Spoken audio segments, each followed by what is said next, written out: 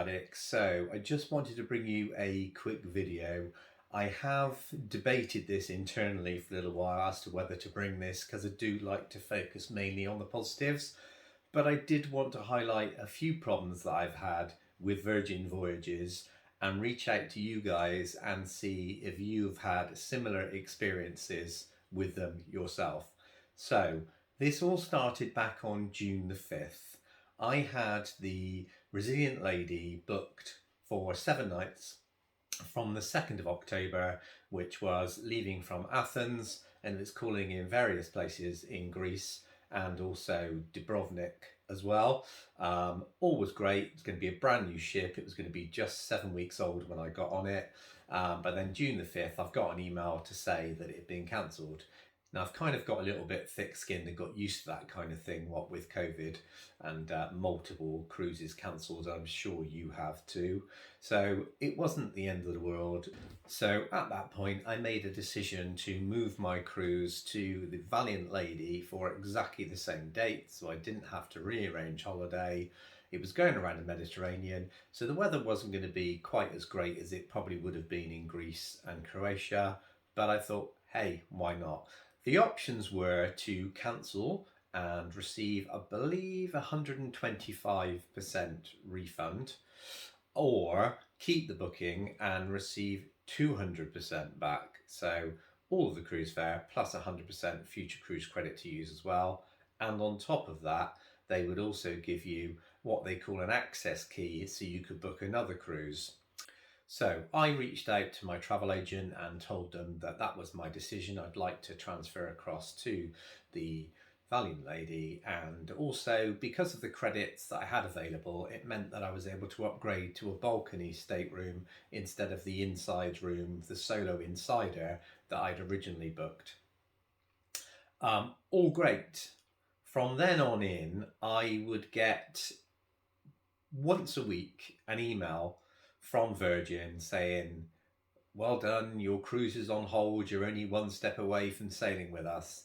And then a couple of days later, I get another email to saying, your hold is expired, please don't waste the chance, reach out to us if you want to book. And then another week later, there'll be another email to say, your cruise is on hold. And then your hold has expired. So this went on back and forth for about 4 weeks. So I reached out to my travel agent to ask them what was going on. And they said they were just at the mercy of Virgin because it was taking them a long time to work through the credits. And I kind of found it a little bit odd because with the COVID situation, they would have had far more cancellations to work their way through than the cancellations on this particular ship. So I was a little bit confused, but hey. So I kept on chasing and chasing and chasing and still nothing. Now, bearing in mind the cruise was cancelled on the 5th of June, I had to make my decision about what I wanted to do, whether I wanted to take the 125% refund or the 200% credit by rebooking.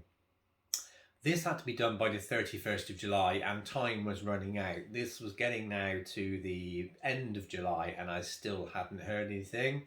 So I got a little bit panicky, spoke to the agent and said, look, I need this sorted because if you can't, I'm going to have no option but to choose the refund, because if for whatever reason something goes wrong and you can't get me booked on this ship and I go past the 31st of July date, I've lost everything. I've got no option to have a refund anymore.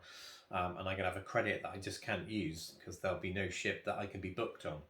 Added to that, I also learned that the access keys would also need to be spent and used by the end of 2022. Now, because of the holidays that I've got booked, there was going to be absolutely no chance of me doing that. So the access key was written off. A free cruise would have been nice, but I just didn't have the time off to be able to take it. So after speaking to my travel agent, they raised it to the upper management at Virgin to get them to pull their finger out and do something, because it had gone on and on and on and on and on, and they seemed to be able to produce the 100% credit but not the 200%.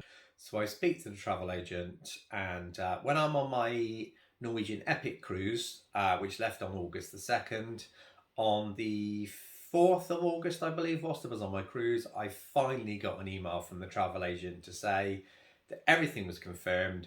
Virgin had confirmed that the cruise was booked, and that was it. Perfect. So great. I thought, well, it's been a long time trying to sort that out, but at least that's done. Then I go to the cruise page, everything is paid in full, and then a promotion pops up saying, if you buy a $300 bar tab, we will give you $100 extra instead of the normal $50. This promotion is running till the end of the month. So I thought, oh, great. So I added it to my basket, and then my cruise suddenly went from being paid to asking for the 255 British pounds, which would have been the $300. Instead of 255, it was asking for 299. So $44 has suddenly appeared from nowhere in my account that I now owe that I didn't previously. So I get on the phone to Virgin and explain the situation, and they say, well, you've added a bar tab to your basket. That's yes, and I've removed that because it was the wrong price. And they put me on hold, had a look, and this went on as an hour call. They put me on hold 3 times to keep checking their accounts, coming back, and they said that the cruise fare was £44 more than the travel agent quoted me. Now, to this day, it's still not sorted. So I am reaching out to the travel agent again to find out what's happening. I've suddenly gone from my cruise being paid in full to now owing $44, and I have no clue what it's for. So I just want to reach out to you guys and see if you've had any similar issues with booking or rebooking with Virgin. Has there anything gone drastically wrong? It just seems like for it to take 8 weeks plus for it to be resolved from me rebooking the new cruise just seems to be going on and on and on and on forever. So yeah, tell me in the comments below, guys, what kind of experience have you had with booking with Virgin? I'm really hoping that it's going to be a very different story once I'm on board and they look after me, because the ship, to be honest, does look spectacular, and I'm sure that it's going to be really great fun. It's just a little bit of a shame that it's taken this long to get it sorted. It's kind of left a little bit of a bad taste in my mouth. So yeah, I'm just hoping that the cruise will all be worthwhile. But yeah, let me know your thoughts below, guys. And also, while you're there, please do consider subscribing to the channel to help me grow and bring you content. And also do get involved with your comments, liking and sharing this video. And I will see you on the next upload. Take care, guys.